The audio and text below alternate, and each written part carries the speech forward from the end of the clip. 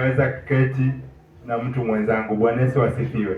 Angalia Shadrach, Meshach na Abednego. Wametupwa kwenye tanuri la moto kwa sababu ya kukataa kuiabudu miungu aliyoijenga mfalme. Bwana Yesu asifiwe. Na kwa sababu gani waliweza kukataa? Kwa sababu misingi yao au imani yao ilikuwa wameishi katika kumtegemea Mungu, na imani yao ilikuwa katika misingi ya Mwenyezi Mungu. Bwana Yesu asifiwe. Ndio unaona hata baada ya kutupwa kwenye tanuri la moto, hakuna chochote wala hata harufu ya moto peke yake iliweza kuwafikia. Bwana Yesu asifiwe. Kwa sababu gani? Walikuwa wamemtegemea Mungu, na hivyo Mungu akafanya nini? Akawaepusha na nini? Au akaweza kuwapa ulinzi wa kiungu. Bwana Yesu asifiwe. Tukimwangalia Petro, akaweza kutembea juu ya maji. Bwana Yesu asifiwe. Kwa sababu gani? Alikuwa amemtegemea Mungu, alikuwa rafiki wake wa karibu, na ameweza kufanya nini? Imani yake yote ameiweka kwa Mungu. Angalia Ibrahimu, akaweza kupata mtoto katika miaka ya uzeeni. Bwana Yesu asifiwe. Hiyo yote imefanyika kwa sababu gani? Ya kuweza kumtegemea Mungu. Bwana Yesu asifiwe. Humfanya mtu aishi chini ya ulinzi wa Mungu. Mungu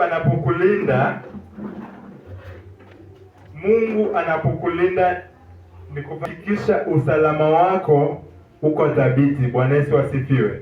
Anapokulinda amekuhifadhi katika kila jambo baya au jambo bovu, haliwezi likafanya nini? Haliwezi likakufikia. Zaburi 34 mstari wa 7. Unaposoma hapo unapata ya kwamba malaika wa Bwana hufanya kituo.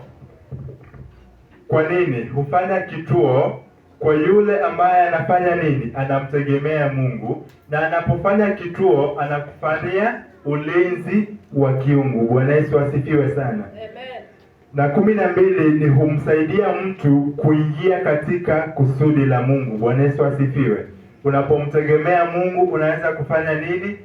Unaingia katika kusudi la Mwenyezi Mungu. Bwana Yesu asifiwe. Bwana Yesu asifiwe. Tuweze kumtegemea Mungu katika kila jambo. Tuweze kumtegemea Mungu wakati wote, wakati wa shida na wakati wa raha. Bwana Yesu asifiwe.